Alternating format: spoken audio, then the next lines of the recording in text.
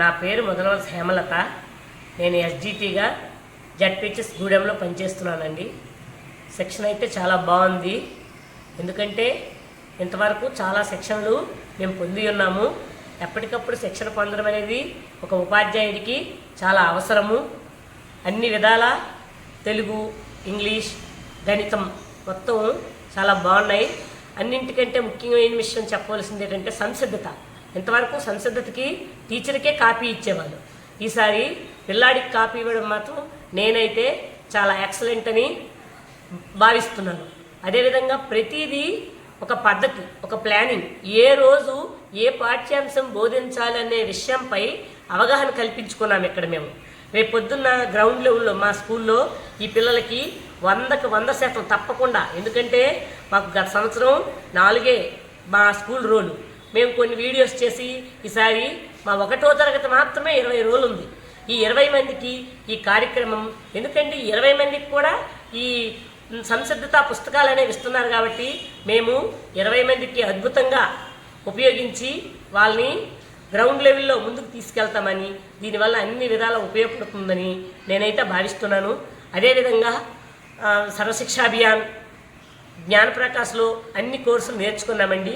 ఇంక ముఖ్య విషయం చెప్పాలనుకుంటే ఏంటంటే ఇప్పుడు యాప్ల ద్వారా ఏ విధంగా నేర్చుకోవాలి అనే విషయం, మనం అసలు ఏంటి మనకు అవసరం, దేన్ని ఆ తరగతి గదిలో ఉపయోగించాలి, ఎంతవరకు ఏ విధంగా వెళ్ళాలనే దారులు కూడా మేము నేర్చుకోవడం జరిగింది.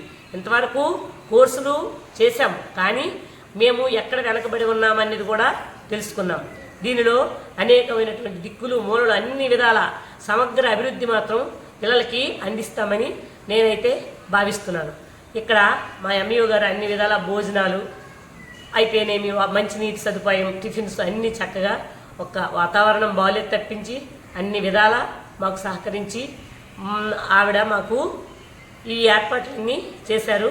మేమైతే టీచర్స్ అందరము ఇది ఒక కొత్త మార్పు. ఎందుకంటే మనం ఎప్పుడు కూడా వెన్నెల చీకటి కాబట్టి మన ప్రభుత్వ బడులన్నీ తిరిగి మళ్ళీ పిల్లలు ఎన్రోల్ అవుతారని నేనైతే తప్పగా ఆశిస్తున్నాను. ఎందుకంటే మా రోల్ 60, ఇప్పుడు 75 అయింది. ఎందుకు మేము కొన్ని పరీక్షలకి కోచింగ్లు కూడా ఇచ్చి అనేక మెటీరియల్ ద్వారా మా పాఠశాలని అభివృద్ధిని మెరుగుపరచాలని మా అన్ని విధాల కృషి చేస్తున్నాం. ఈ శిక్షణ కార్యక్రమంలో భాగంగా జ్ఞానప్రకాశ్ 1, 2 సమన్వయం చేస్తూ కొత్తగా ఈ 3 విభాగంలోకి వచ్చేసరికి ఏ విధంగా క్లాస్ రూమ్లో డీల్ చేయాలి అనే కొత్త అంశాలను కూడా జోడించి దానికి మార్పులు చేర్పులు చేస్తూ మేము పిల్లలకైతే ఉన్నతంగా తీర్చిదిద్దుతామని నేను ఆశిస్తున్నాను. Thank you. మా బాబు పంపిస్తాను.